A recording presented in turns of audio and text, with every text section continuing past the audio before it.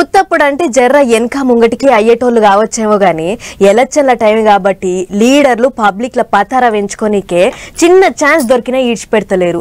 Public కు కష్టం వచ్చిందంటే చాలు బండి కట్టుకొని పోతుర్రు. పొద్దుగాల లేస్తే చాలు ఇంటింటికి వెయ్యి పలకరిస్తున్నారు. ఓ దిక్కు సర్కారోళ్ళు ఇచ్చిన పథకాలను ప్రచారం చేసుకుంటుంటే ఇంకో దిక్కు ఎగస్ పార్టీ వాళ్ళు సర్కారోళ్ళు ఈయని పథకాల మీద లొల్లులు చేస్తుర్రు అన్నట్టు రైతు కష్టాల మీద లడాయి గట్టిగా నడుస్తున్నది. పండ్రి అరుసుకొని వద్దాం ఒకసారి. ఎండిపోయిన భూమిల్నే మళ్ళా మొలకలు మొలుస్తాయి.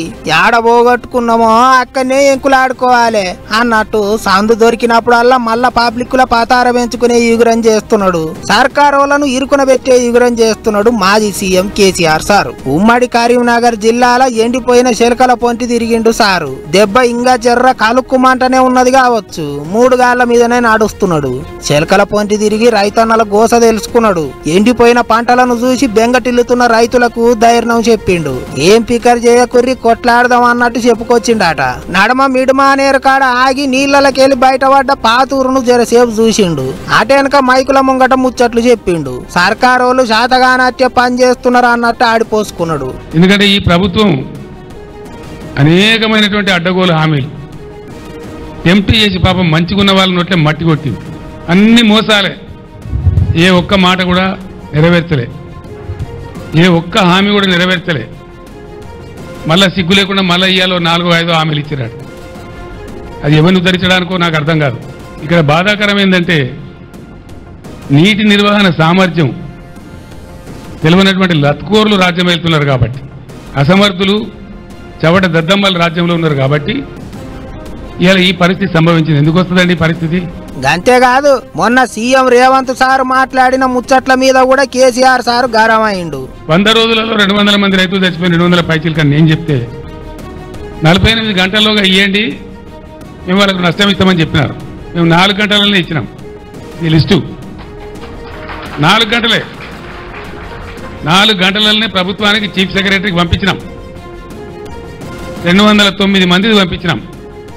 దాని తర్వాత కూడా ఇంకో 5-10 జరిగినాయి. ఇప్పటికీ ఉలుకు లేదు, పలుకు లేదు, ఏం లేదు. ఇంకో దిక్కు కేసీఆర్ సారు శెలకలు పట్టుకొని తిరుగుకుంటా దుబ్బెత్తి పోస్తుండేటాలకు చెయ్యి పార్టీ మంత్రులు కూడా మరలబడి ముచ్చట్లు చెప్తున్నారు. వానలు లేక కరువు వస్తే కాంగ్రెస్ వాళ్ళకు లింక్ పెడుతున్నారు. గదేమన్నా ముచ్చట్నేనా అని శాపిస్తున్నారు. కరువు కాంగ్రెస్ వాళ్ళు చెప్పిందనంటే నాకు అర్థం కాదు. మీరు అనుభవజ్ఞులు అనేక రకాల ప్రజాప్రాతినిధ్యం వహించినారు. ప్రకృతికి టీఆర్ఎస్ కాంగ్రెస్ కారణం కాదు. ఇలా మీరు కూడా కారణం ఉండలేదు. కానీ ప్రకృతి వాకరిత్యం జరిగినాడు. రాజకీయంగా మీరు ఒకవేళ భారతీయ జనతా పార్టీతో స్నేహపూర్వకంగా లేరన్నట్టయితే, తెలంగాణ ప్రయోజనాలు తెలంగాణ రైతులు నిజంగా కాపాడాలని మీ ఆలోచన ఉన్నట్టయితే, మేము కాంగ్రెస్ పార్టీగా కేంద్రం మీద ఒత్తిడి తేవడానికి ఒక ప్రణాళిక సిద్ధం చేస్తా ఉన్నాం. దయచేసి రండి.